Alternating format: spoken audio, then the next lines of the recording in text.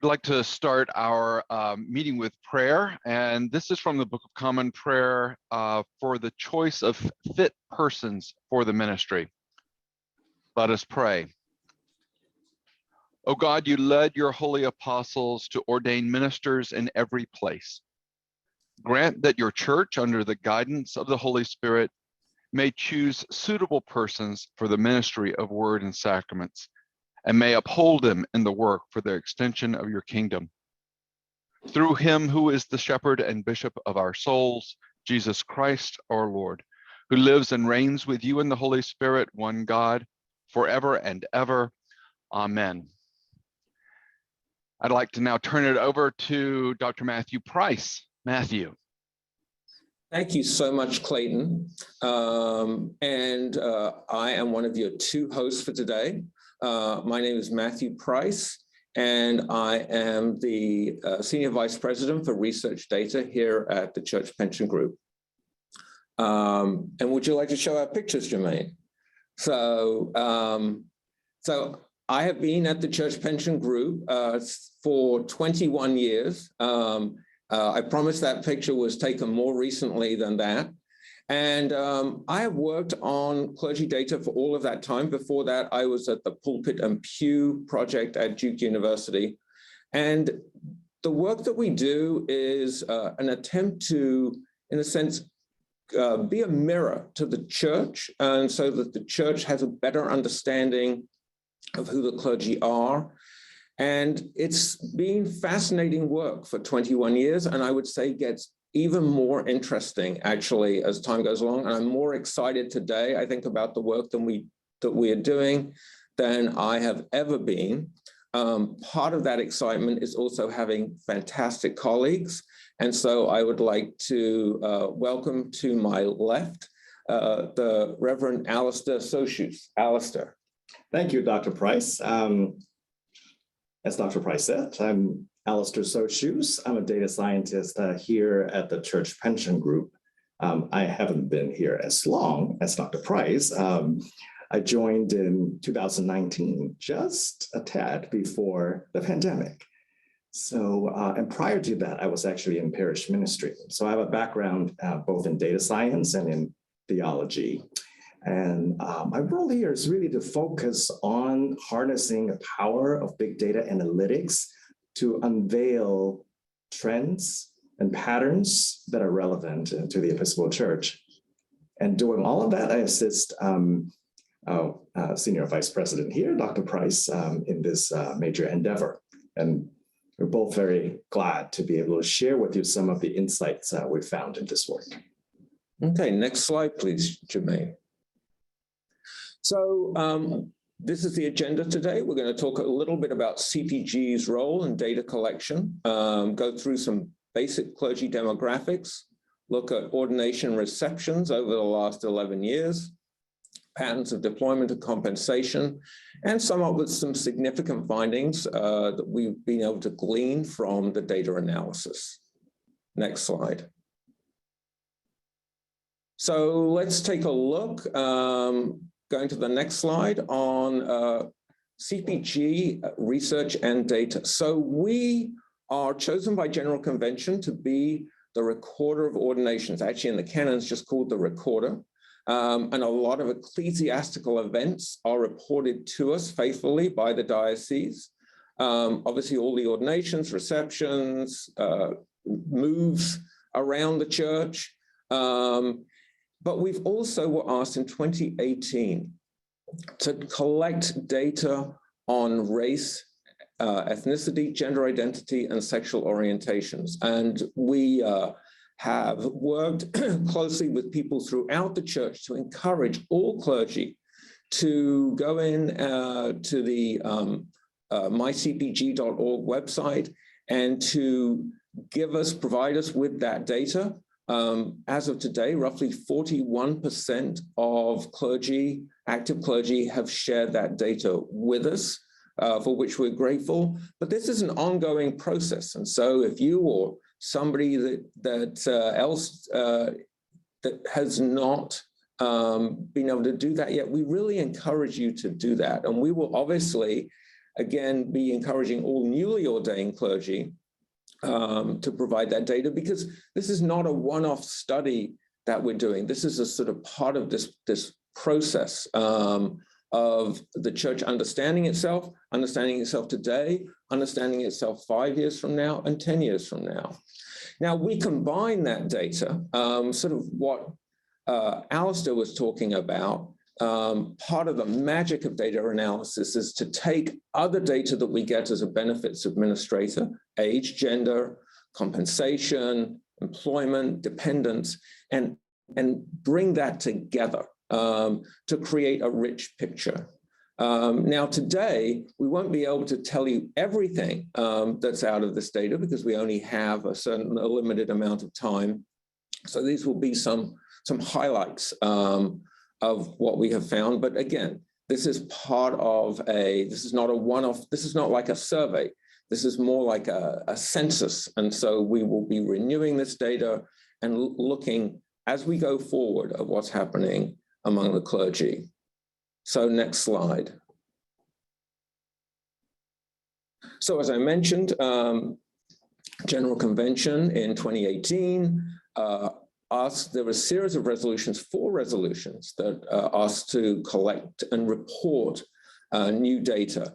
And so today, we're going to concentrate on the requests from 2 of those, D005 and D069, which again look particularly around questions of ordination deployment as well as compensation. And so we had in CO29 and DO37, 2 resolutions that focus particularly on the clergy compensation report.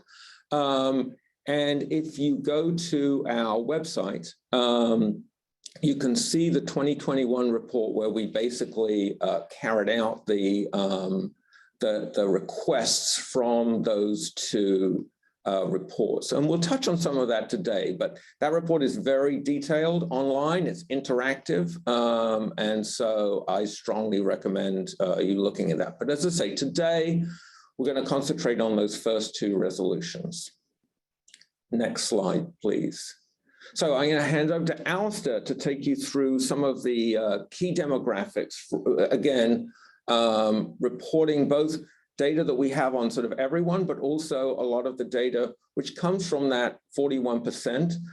We believe, having looked at it, that it is representative of the clergy population as a whole. We can't be 100% sure, but Alistair carried out a series of sophisticated statistical tests to look at its reliability. And so we're pretty confident about the things that we are going to show you today. So Alistair, it's all yours. Thank you, Dr. Price. And next slide, please, Jermaine.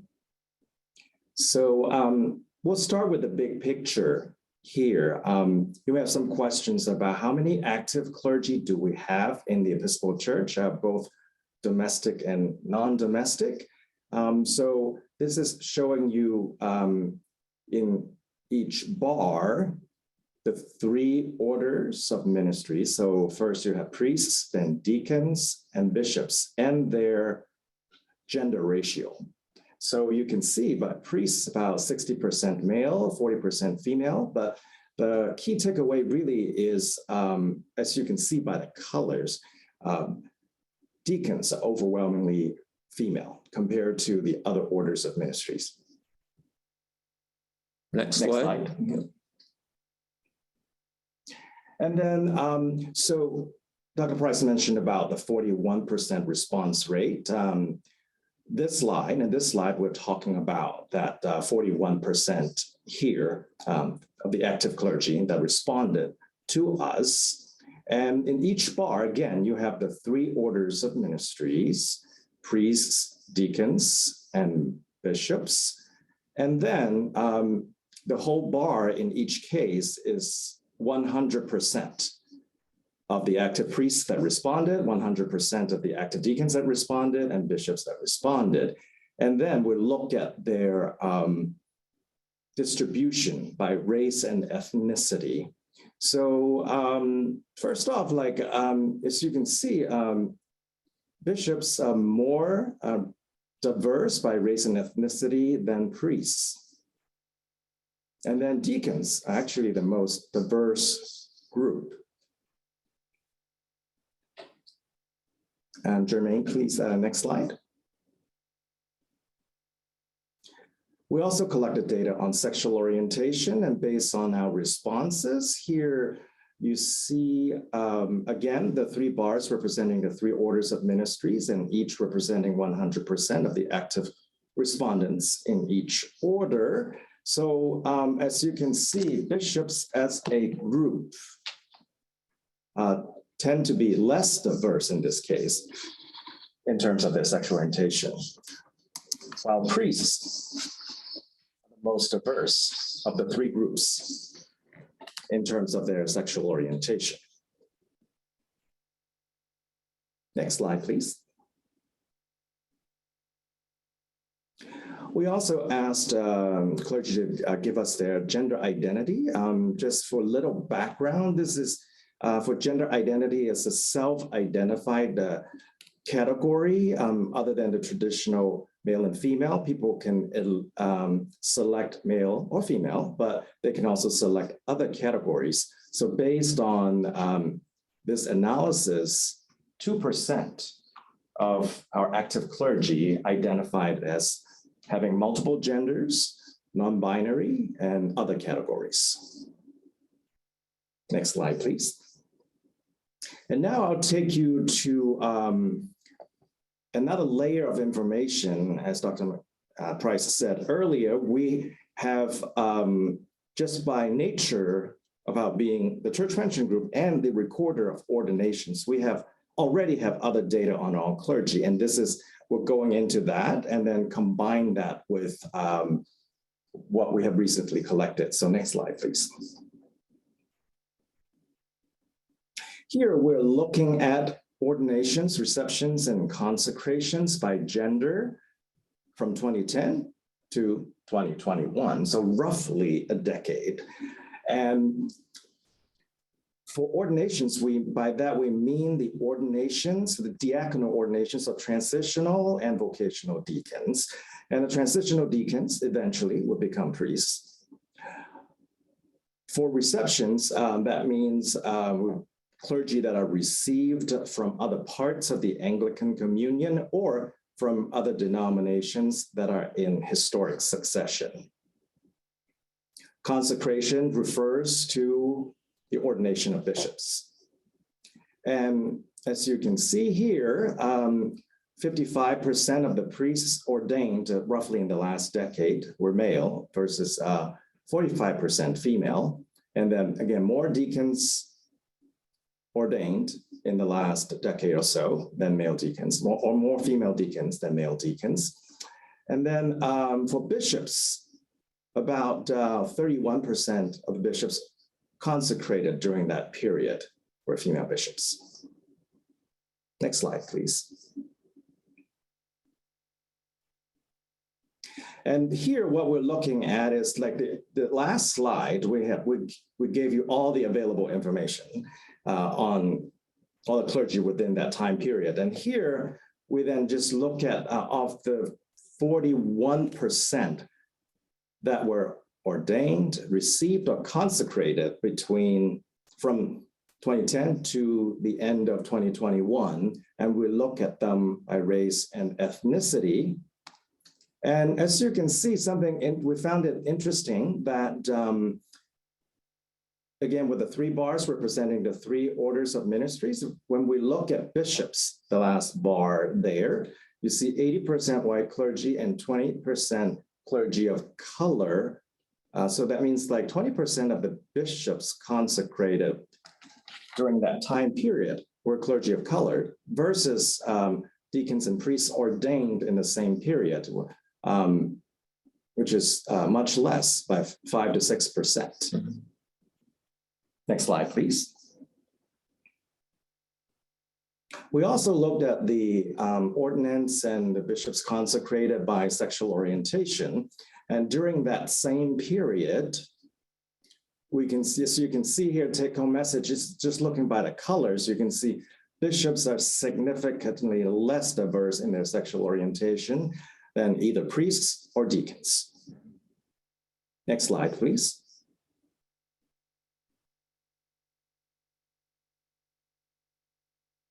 And are we, Jermaine, are we seeing the whole thing, or is it? So that should be to. I think we're about to, I think we might be frozen on this slide. Okay, yeah. Oh, okay, there we go, yeah. So since we talked about consecrations, this is, we found this very interesting pattern during this period. Why we're looking at 1989 to like 2021, right? So 1989 was the year when the first female bishop was consecrated, the Right Reverend Robert Harris. So that's the start of female consecrations in the Episcopal Church.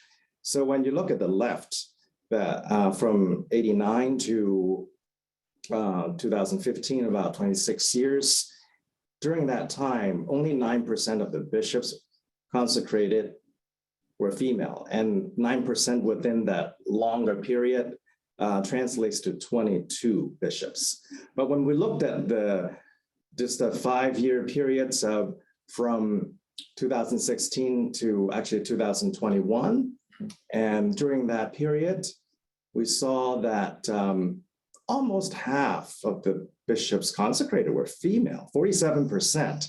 And that 47%, because it's a shorter period, 5 years, actually translates to 22 bishops as well. So what that's saying is in the preceding 26 years, so we ordained and consecrated 22 female bishops, but just within the recent 5 years, that have already been 22 female bishops consecrated.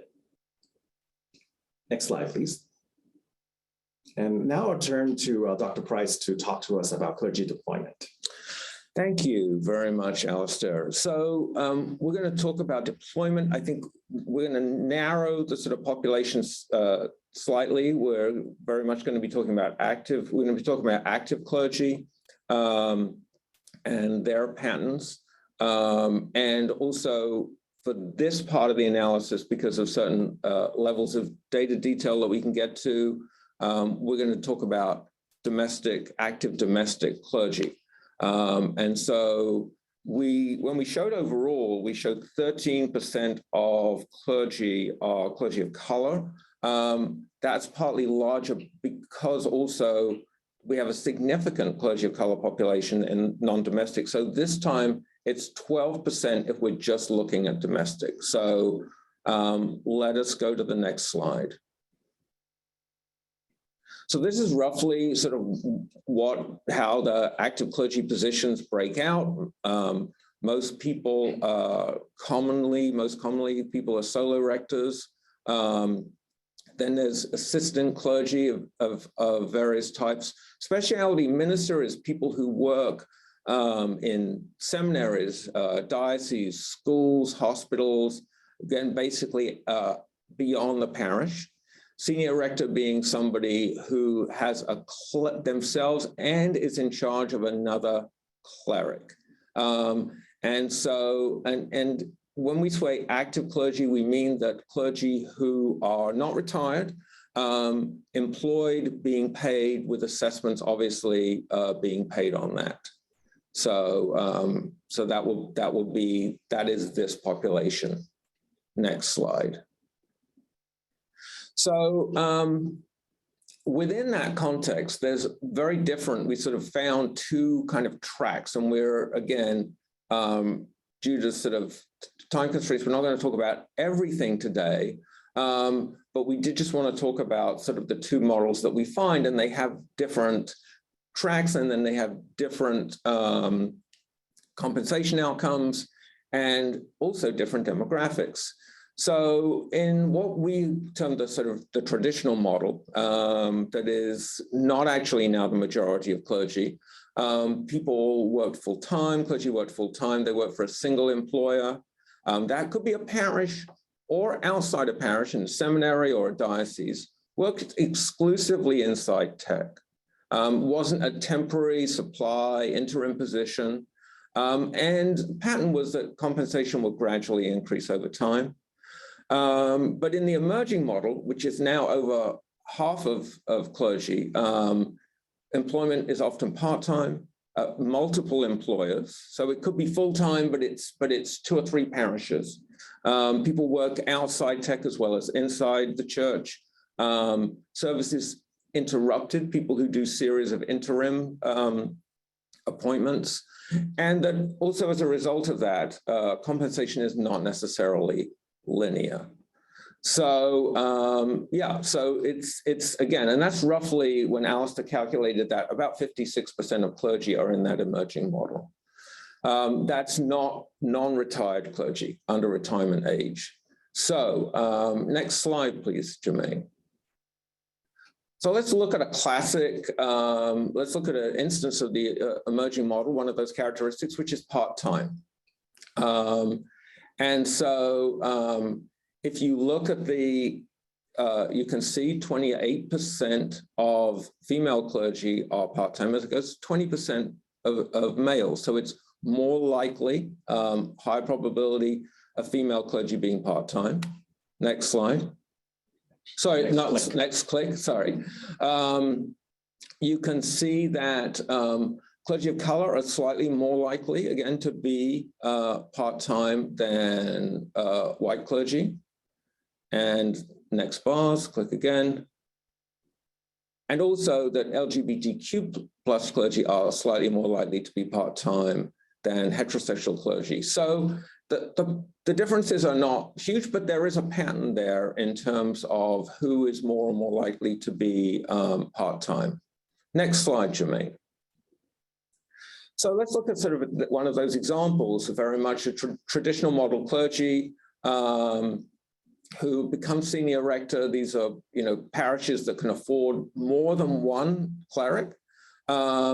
And so remember that sort of what we were talking about in terms of that 60-40 divide of male and female. You can see it's more likely, more predominantly male in terms of senior rector positions. Click again, Jermaine. You can see that now this is, again, our benchmark here, 12%.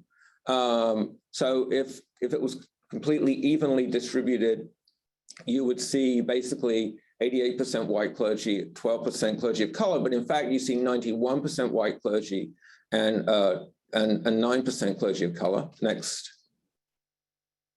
And again, you're looking at with just 16% being LGBTQ plus clergy as senior rectors, again, an underrepresentation in those positions. Next slide.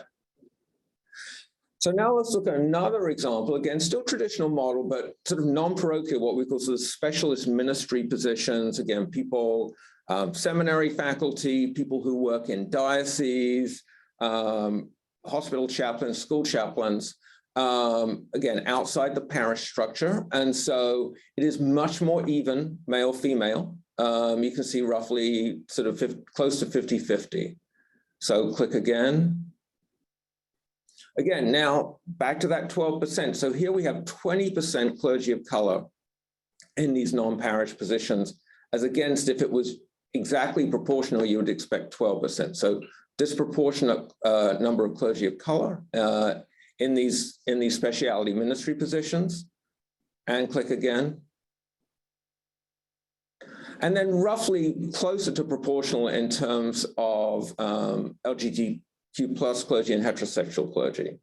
But certainly in terms of gender, in terms of race and ethnicity, we're seeing significant overrepresentation in terms of disproportionate numbers of clergy of color and female clergy in those and in these non-parochial positions, in contrast to the senior rector positions, which were where the pattern was opposite.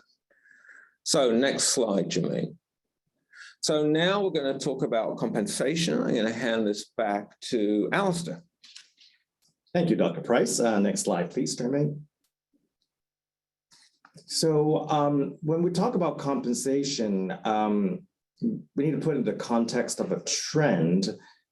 So the median compensation of all Episcopal clergy, as you can see here, is showing you historically from the year 2000 until 2020. And if you look at the blue line, that is showing you the changes by year. And you can see that is steadily increasing, the actual compensation, the median compensation of Episcopal clergy. However, if you take inflation into consideration and base that on 2000, the year 2000, as you can see here, the clergy compensation remains pretty much flat here. So we're seeing that across other professions as well, but this is what we have observed. Next slide, please. So compensation by gender, this is first, if we look at all Episcopal clergy, the median compensation now is about 79,000, let's say. And if you click again, please. But by gender, we see a difference. It's 83,000 for male clergy versus, click again, please, 72,000 for female clergy. So you can see that while in terms of, at least in terms of the number of priests, they're getting much closer in terms of gender parity, in terms of the number of male and female priests. But when we look at the compensation, there is still a distinct difference there. Next slide, please. And now we looked at the first slide you saw was all the compensation information we have by being the church pension group. But here we added race and ethnicity data to it. So we're talking about the 41% respondents of the active compensated clerics. So, so when you look at it just by, but overall, there's not a huge or significant difference between the different races and ethnicities, but when we combine gender, we started seeing some more interesting patterns. So please click again. And then again. So if we look at the blue bars, that refers to the male clerics who identified in each of the race and ethnicity group here. And you can see that Black African American and Hispanic Latino male clergy are less compensated than white or Asian or multiple races male clergy. However, we also saw that female Black African American clerics and Hispanic Latino clerics, they actually are better compensated than white female clergy or female clergy of other groups. So we're seeing that. But keep in mind that this is based on the 41% respondent rates. And next slide, please. We also looked at the compensation patterns based on sexual orientation. And here you can see already some differences here. Not huge, but there's some, right? With heterosexual clergy earning the most, and then gay or lesbian clergy, bisexual clergy, or other orientations. Again, if we put gender into the picture, we see another pattern emerge. Please click again. And you can see here, at least for both heterosexual or gay male clergy, they actually better compensated than the median for all clergy there. So, and when you click on, please click again. Let's look at female. And now you see that especially you can see for gay or lesbian clergy there's significant difference between male clergy and female clergy in that category. And the same is true for heterosexual clergy, even though it's less of a difference, but still significant. While for bisexual clergy or clergy of other orientations, there's a difference, but they're fairly close to the median. Next slide, please. I saw there was a question about like whether we have collected gender identity and then analyzed them using existing data. So the answer is yes. So here we can see we're not looking at only male and female now. We're looking at male, female, and those identified as multiple genders or non-binary. So the median income now for male clergy that identified as male, and when we ask this question of gender identity, is 83,000. Click again, please. For female clergy is 75,000. So there is a difference there. And then please click again. And 67,000 as the median for multiple genders or non-binary clergy. So again, we're seeing this pattern emerge. And as I also want to state that because, as you saw earlier, that 2% of our respondents identified as other than male and female. So that is not a large number. So this median can fluctuate depending on what happens within that group or more people identified as in that group. So that remains to be seen what the pattern will look like over time. Next slide, please. So Dr. Price talked about proportional representation earlier. So I want to just add a bit more for us to understand this. First, let me give you this in your mind that based on our respondents, earlier from the other slide, the total percentage of white clergy is 88% versus 12% of clergy of color. So in a perfect world, like all factors held constant, you should expect 88% of white clergy and 12% of clergy of color in every income category, but that is not what we found. So for clergy having annual compensation less than 35,000, we found that 18% are clergy of color versus 82% white clergy. So again, clergy of color is disproportionately represented in this category. And when we use the proportional representation, we use that from a statistical standpoint. There's no value judgment in how that term is used. It was just showing you the proportions, what would be expected and what we actually found. Next slide, please. And click again. So again, as I said, overall, based on the respondents, 88% were white clergy versus 12% clergy of color. However, when we looked at those clerics having annual compensation over 100,000 per year, we found that the 85% of white clergy versus 15% clergy of color, which you normally would expect maybe 12% versus 88%. Again, so this is not what we would expect from the proportion that we know about the entire active respondent population. Next slide, please.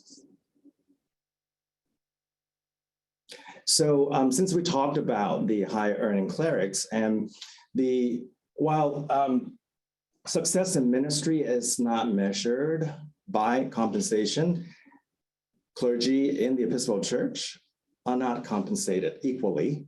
So that means there are those who make more than others. So we're interested to see this group that have a compensation over 100,000. What positions do they have?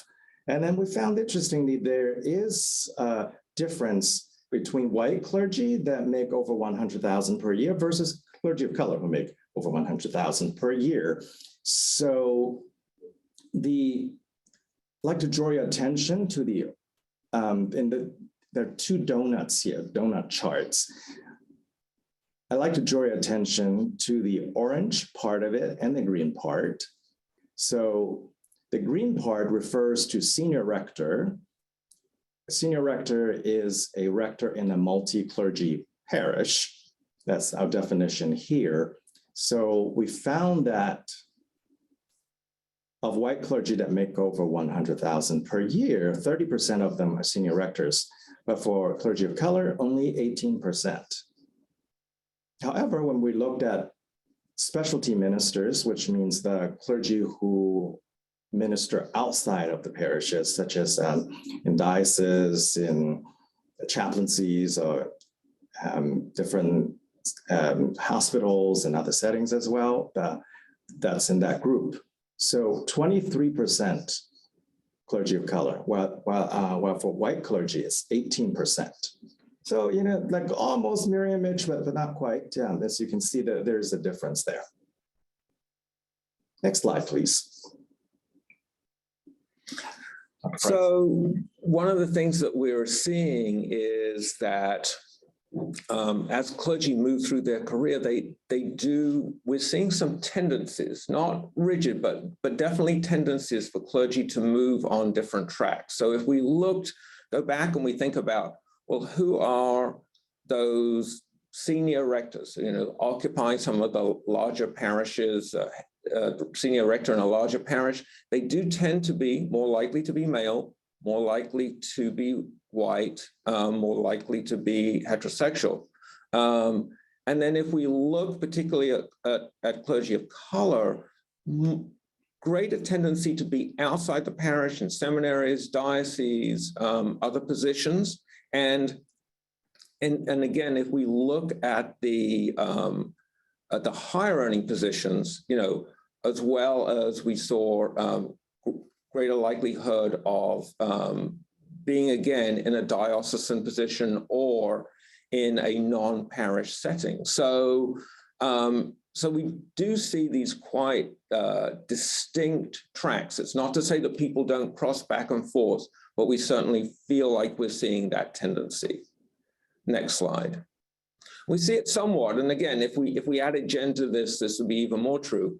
But what position did somebody hold before they became a bishop?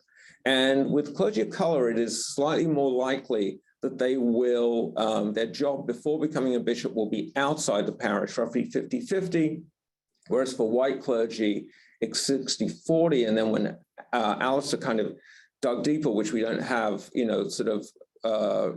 time to do now. But again, if you add gender to that, then the pattern is even more distinct. So next slide, Jermaine.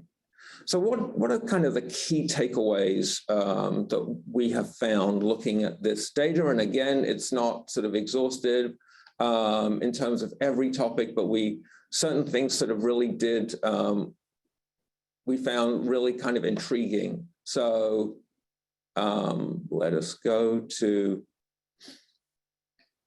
let's hope. Thank you. So the Episcopal clergy are gradually becoming more diverse. If we look at who's being ordained in the priesthood, in terms of deacons, and in terms of bishops, we see in different ways, in different categories, sort of a movement towards greater diversity. So particularly, if we look at the priests, the people who are being ordained and received are somewhat more diverse in terms of race and ethnicity, and certainly in sexual orientation than the existing clergy population. But bishops, a really big change in terms of the gender composition of the House of Bishops that we're seeing. And in deacons too, again, in terms of looking at data on sexual orientation, and to some degree race and ethnicity, looking at the larger population. Again, a movement gradual towards greater diversity in terms of the clergy of the church. And if you click again.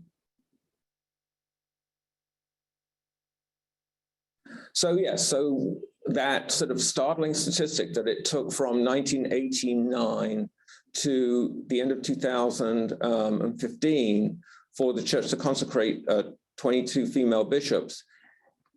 In the 5 years after that, it just took another 5 years to consecrate another 22 female bishops. So a really important and significant change during that time period. And so, again, clergy of color, LGBTQ clergy are more likely to serve outside the parish than white clergy, again, in those diocesan and seminaries and other non-parochial institutions. And so a pattern that we have found, again, I think it's been fairly persistent since we first published back in, I think, 2002, differences in clergy compensation by gender. They have shrunk somewhat, but those differences in compensation are still there and seem to be very persistent over time. And so this other sort of analysis that we did, where we're finding that clergy of color are sort of, there's less, proportionately less clergy in the middle of the compensation ranges and more clergy of color at either end of those compensation ranges. And we did also find that when we looked at people by these tracks, that clergy of color, particularly female clergy of color who were on that non-emerging model track, earned less even than other clergy on the emerging model track, whereas clergy of color who were on that traditional track, sort of up through possibly through a diocesan structure, actually earned more than white clergy in that traditional track. So again, these tracks are important because they seem to have quite a determination, particularly for clergy of color, on what their compensation will be. And we're exploring that further, but I think it's a really interesting finding that came out of this. Next. And then finally, I think we should have a sixth. Yes. And so back to the tracks. I'm a big Train fan, so if Bishop Waldo is watching, he and I share that. But this track to becoming a bishop does seem to differ by race and ethnicity. Again, parish versus not parish roots. Not completely cast in stone. Again, the tracks cross over, but there does seem to be that tendency that we have seen. So I think that is our summing up. So let's,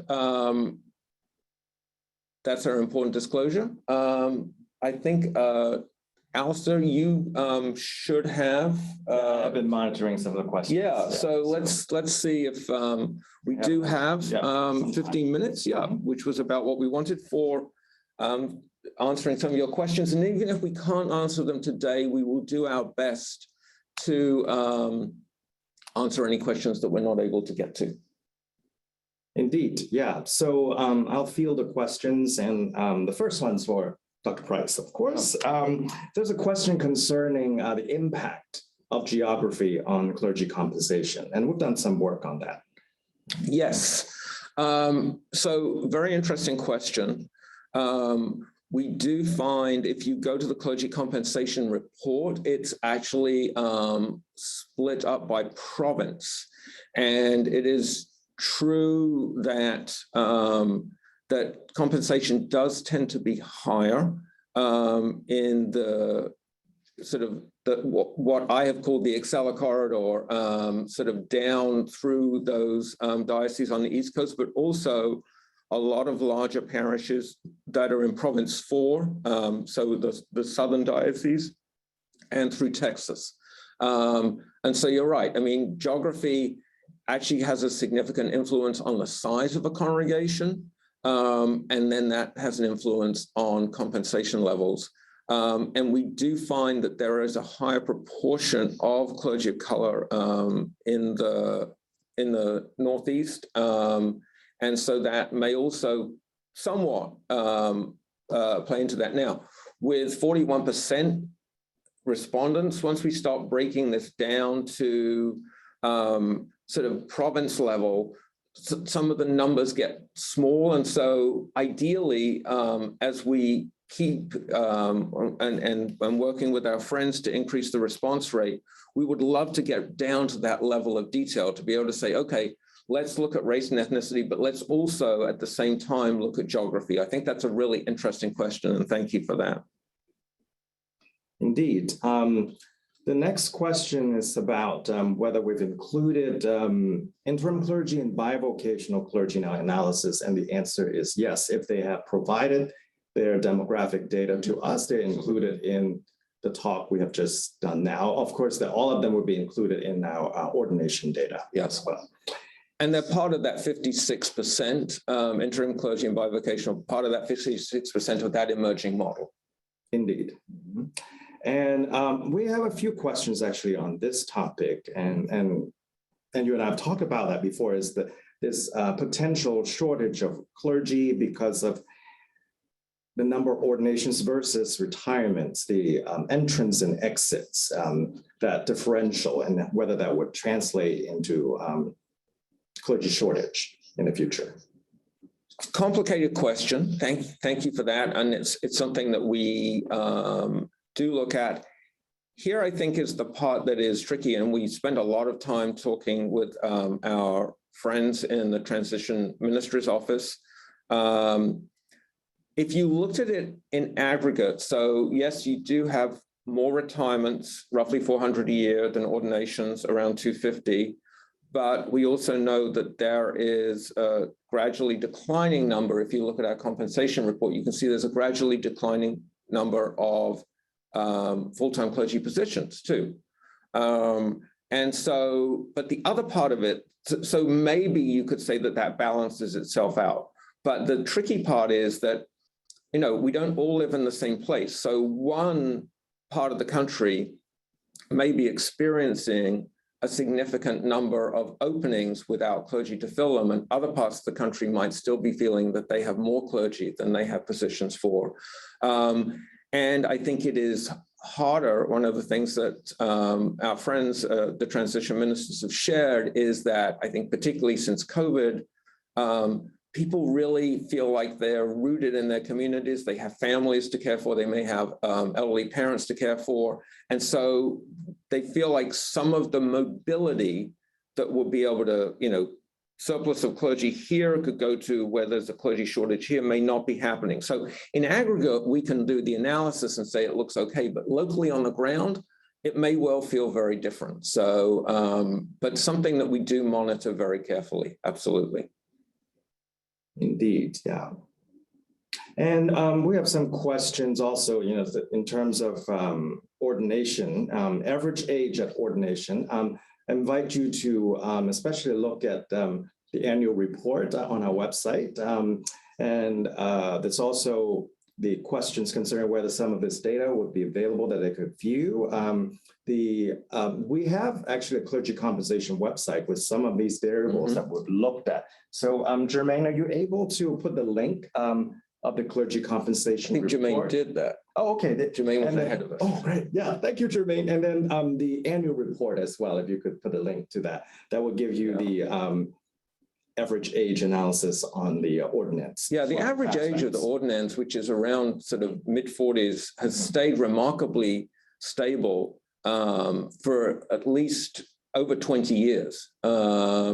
And interestingly as well, the proportion in terms of ordinations of males and females is sort of around, sort of ranging between sort of 45 to 55, 45 female to 55 male, in that range also for around about 20 years. So the numbers have changed, but in many ways, the age and gender patterns have not.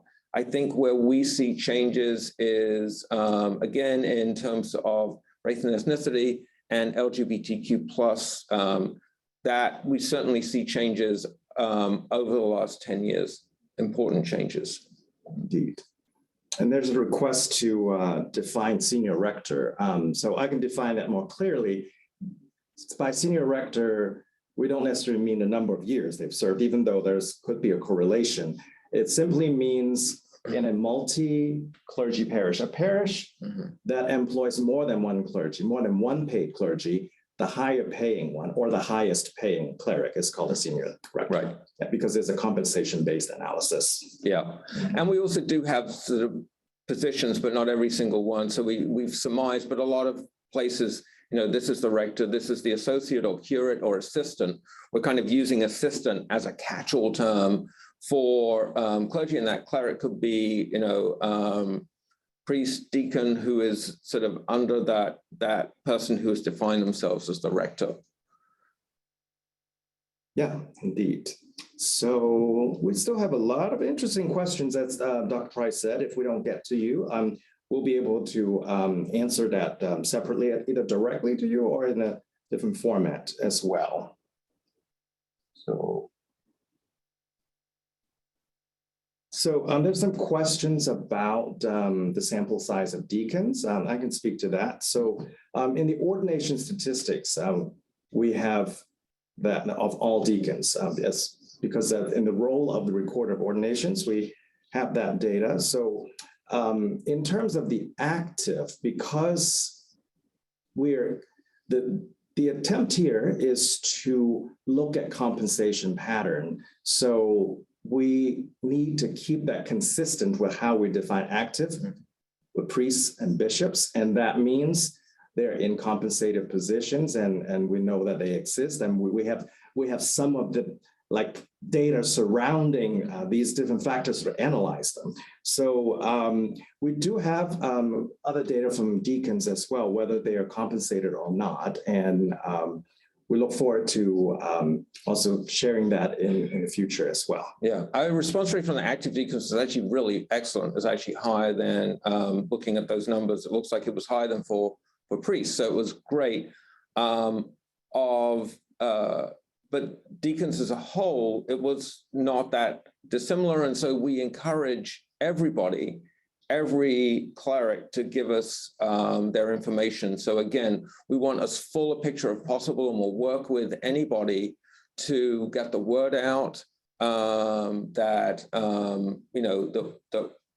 again, we can enrich this portrait, or in a sense, it could be seen as a satellite photograph, that we want to be able to focus in as much as possible. And the more data we have, the more questions that we can ask about that. So thank you. Yeah, great. And Dr. Price said this could be our last question because, it could be a totally different webinar, actually. So the question is, why does the number of clergy decline over time? Well, interestingly, if you look in the, and I encourage you strongly to buy the Red Book from Church Publishing, an almanac of everything in the Episcopal Church, you can actually see that the number of clergy sort of peaked, and this is all clergy of all orders in good standing, sort of peaked around 18,000, I think about 10 years ago, and has sort of stayed there. So the number of actively employed clergy has declined, but there's, we have, because of the age profile of the church, we have an increasing number of retirees, particularly as the large baby boomer cohort. This is sort of a national sort of global phenomenon as the baby boomers sort of move into that retirement stage that, as we know, we have more retirees in general, and that's true in the church. But we also do have in terms of what we would call active clergy, actively employed, paying into the pension funds, a slow decline. And a lot of that is because of resources within the church. And so while we have seen the sort of that decline in membership of around 20%, the decline in the number of parishes is around half as much, around 10%, over a 10-year period. And thanks to the work of Molly James at GC for providing all of these financial numbers. So there's less members per parish, and so less resources. And so more kind of sharing of clergy, as we said, clergy in multiple positions, use of non-stipendiary clergy. And so the overall number has stayed the same, but the proportion of retirees, the proportion of non-stipendiary clergy, the number of deacons, all of those have grown, and to sort of make up really the cake is about the same size. The slices of the pies have definitely changed over time, certainly in the 21 years that I've been here.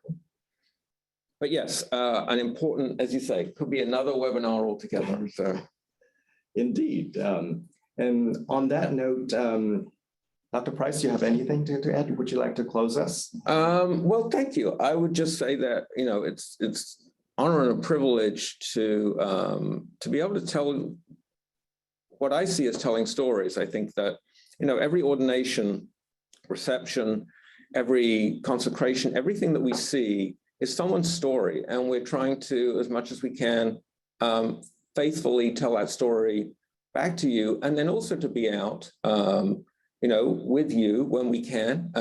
And we, you know, as we start to sort of gradually open up and travel again, or just talking in forums like this, to hear your stories, because that it gives us a sense of where to look and enriches everything that we do. So we thank you so much for your interest and for your engagement, and feel free. And also just an honor and privilege to have Alistair with me. I would say that he has added so much in terms of his expertise and deep analysis and understanding of the data to everything that we've done. So thank you. Thank you, Dr. Price.